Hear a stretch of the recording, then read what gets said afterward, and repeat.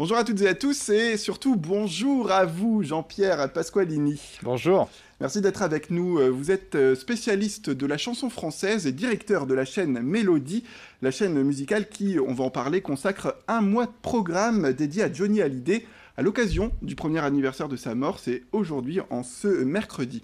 Alors, pour le téléspectateur qui nous regarde, vous avez participé à la création, je le présente, d'un hors-série pour le magazine Télé Câblesat avec une rétrospective, on va défiler un peu les pages, des grands passages télé de Johnny Hallyday durant ses 60 années de carrière. Alors, il y a également cette interview assez exclusive de Michel Drucker qu'on peut découvrir en partie dans ce magazine.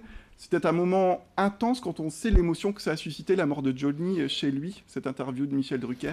Ah oui, bonjour d'abord, mais toute la France se souvient de l'émotion sur notre grande chaîne nationale de Michel Drucker qui avait dû bien faire ce qu'on appelle, c'est pas un joli mot, la nécrologie de son copain Johnny. Il n'avait même pas réussi à finir sa phrase.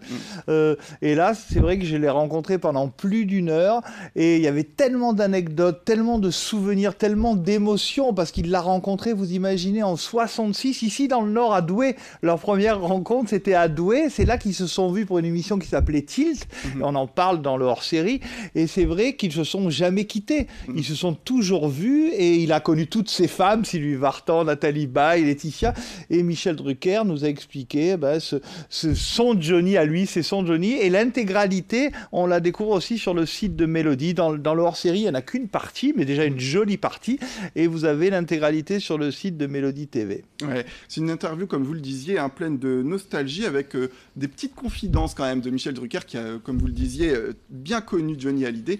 Il ne faisait pas partie du cercle de Laetitia, dit-il dans l'interview. Alors, vous avez est-ce bien que lu. Laetitia n'aimait pas forcément Michel Drucker?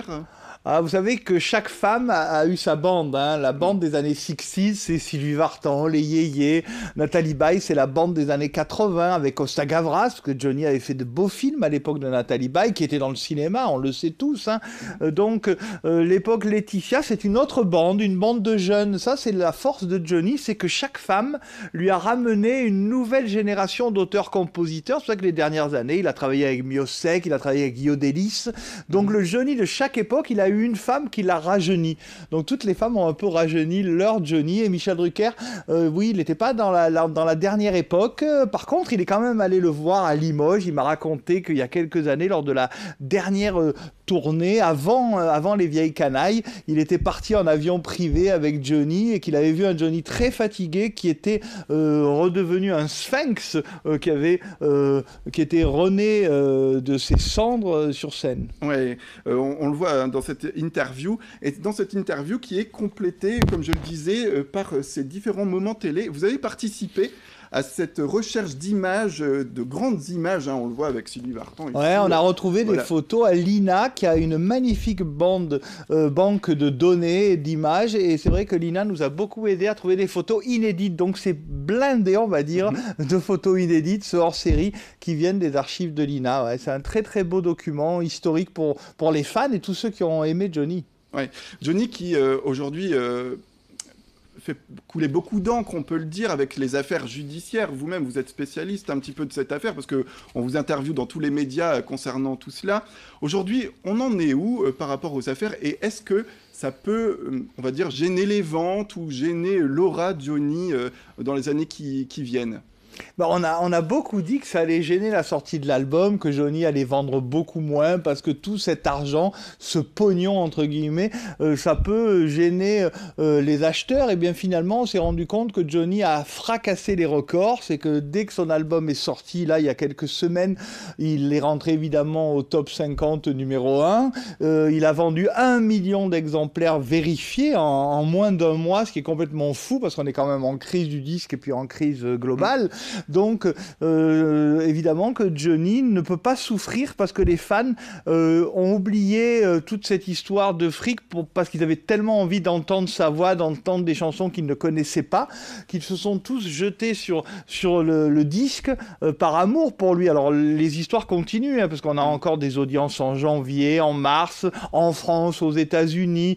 Tous les jours, on apprend des trucs. La Bank of America, qui était le trustee de Johnny, bon, c'est très compliqué, mais mais a lâché l'affaire, elle a décidé de se retirer. Enfin, on en apprend vraiment tous les jours et c'est vrai que Johnny, ça a été l'idole des jeunes. On l'a suivi dans toute sa vie avec ses mariages, avec son service militaire. Enfin, on a suivi Johnny jour après jour et aujourd'hui, ça continue. Ça le rend encore très, très vivant. Ouais, justement, parce que comme on le voit dans ce magazine, donc là, on fait une rétrospective télé, mais on pourrait faire encore plein de choses sur Johnny. J'ai l'impression que c'est une source inépuisable aujourd'hui. On va pouvoir peut-être bientôt parler de ses fringues, des choses.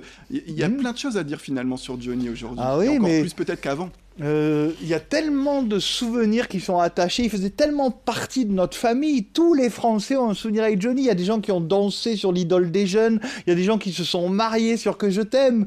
Johnny, c'est notre histoire à tous, qu'on soit de 3-4 générations, qu'on ait 20 ans, moi je trouvais ça fou quand j'allais le voir sur scène, de voir les grands-papas, les grands-mamans, et puis les parents, et puis les enfants, tous réunis devant la scène à voir leur Johnny. Il y en a qui ont écouté Marie, il y en a qui ont écouté Pour moi la vie va commencer, mais Johnny, c'est quelqu'un qui, on le voit dans l'église de la Madeleine, à Paris, tous les mois il y a un rendez-vous, et le curé de la Madeleine a trouvé ce rendez-vous pour réunir les fans, et on continue toujours aujourd'hui à avoir des fans à la Madeleine. C'est formidable, la fidélité, le cœur, l'amour.